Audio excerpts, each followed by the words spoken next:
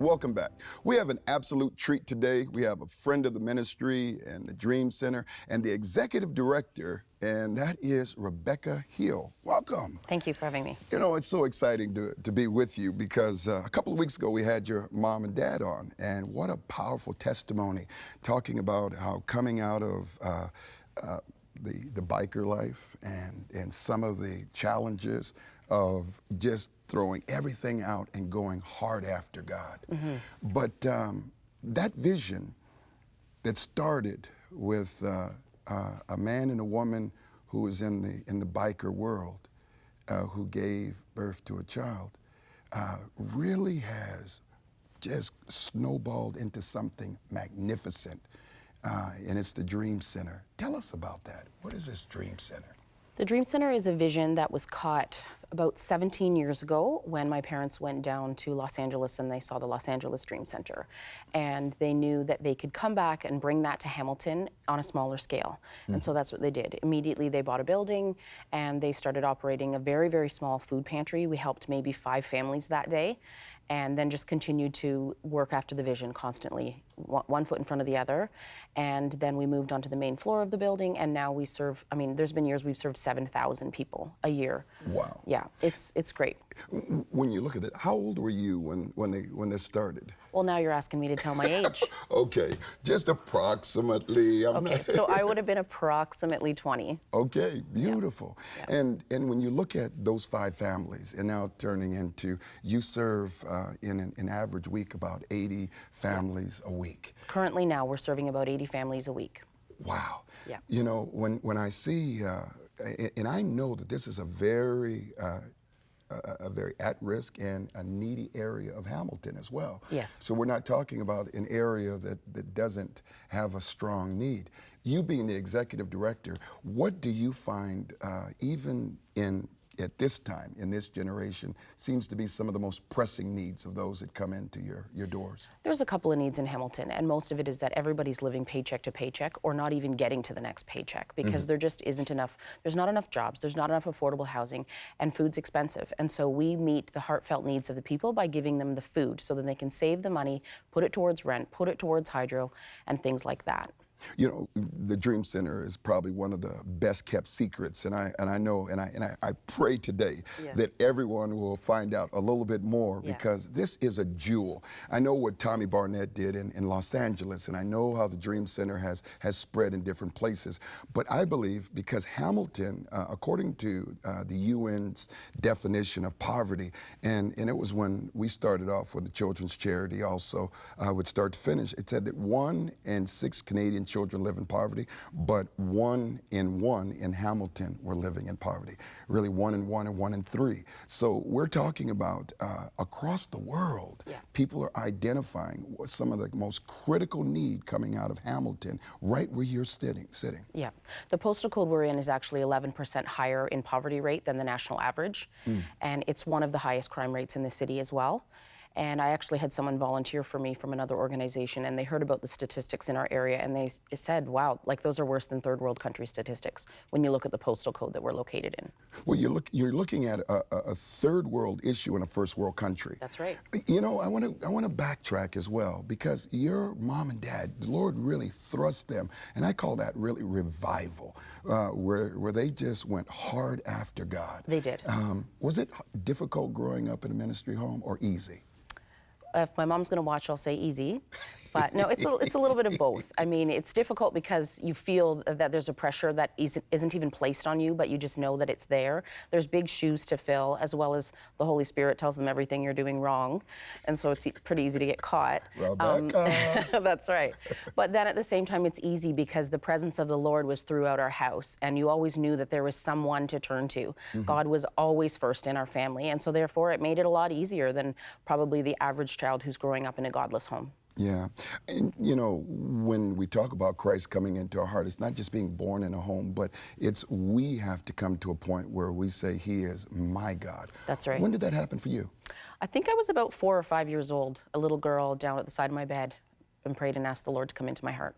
Wow, at 4 or 5. Yeah. Was it just because you saw your mom and dad, or is it because you took an extra cookie? No, I'm sure part of it was a learned behavior, but as I grew in the Lord myself, it became personal. It became a God that I wanted to serve and I wanted to love because he loved me back. Oh, wow. You know, I really appreciate what you're doing because you also minister to women as well. You're a ministry leader in the Joshua Center. Yes. And tell us about that as far as how you're ministering to women. So we have started something called Bible Club, and it's essentially a book club, but it's a Christian book that is going to help us, discover what's hidden under our tent. For some of us, that's insecurity or not feeling included in things, and so we're exploring those feelings and how to live loved and how to know that God loves you.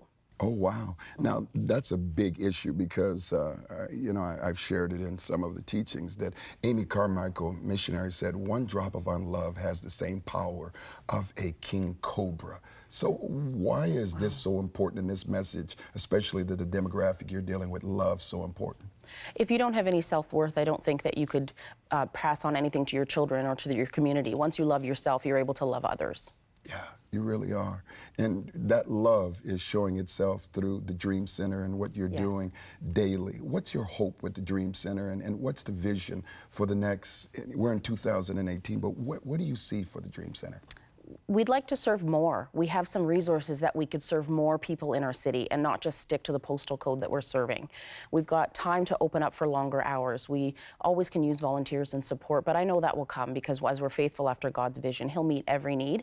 So we just want to serve more people and we want to help put them back together, even just starting with the basics of food and then move on to their other needs that they ask of us. Now, it's interesting because there are like 4 different categories of the poor. There are the cyclical poor, the hardship poor, but there's also the new immigrant poor, but then there's also the working poor. Yes. You do a lot of work with the working poor, and help us get a definition of that, because I know there are people out there that say, I want to get involved, and you've just expanded your catchment area. Yes, we have. Can you tell us about that?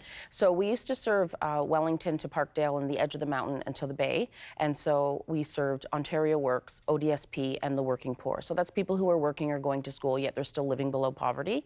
And so we've expanded our area to serve the entire city of Hamilton, including the outskirts like Stony Creek and Bimbrook and Ancaster, to the working poor, as well as to people who are on ODSP and old age pension. They'll be able to come to our center now as well. So it won't matter where you live. You live in Hamilton, come get help from us. And you're available. And how do they get a hold of you?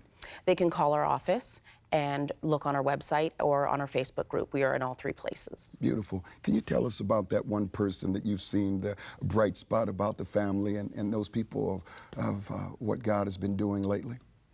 God has been doing so much at the Dream Center. It's literally miracle after miracle. And we've got people that come in and then they turn to volunteers and they don't just want to get a hand out. They want to be a hand up for someone else. And we have several ladies that have come to volunteer with us full time. And now they're a part of the team. They're not just someone who comes for food. They're helping others get food and feel amazing about themselves doing it. Wow, so you're not only helping what it says in Matthew 20, when you've done it to the least of these, you've done it to me, but you're also now giving them a sense of self-respect and ownership where they're now beginning to be the help force themselves. That's right, yeah. It really changes things around. It changes your perspective when you become the helper and not the helped. What's your greatest need right now, and how could we be a part of that?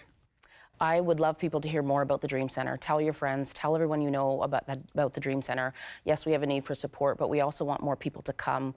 There's a hot meal every Wednesday night in our parking lot that you can come and just take it. It doesn't matter who you are or what your need is. You know, you're not only a minister, also an executive director, but you're a wife and a mom of 2. Yes. And how do you juggle all of this? Because there's a woman out there saying, I want to do what you're doing, but how do I begin to now see the dream that God has on my life, the dream and the hope that he has for me? I have an amazing husband. And my daughter's 13 and helps out a lot. I have a really great son too. So it's really a family thing. It's a family affair, but as well as I keep my eye focused on the cross.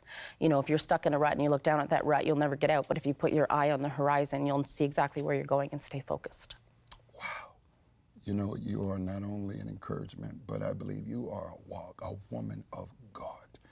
Thank you so much, Rebekah Hill. Thank and you the for Dream having me. Center. Thank you. Yes, what a privilege. If you want more information about that, just call us, get on our website, and we'll get that to you.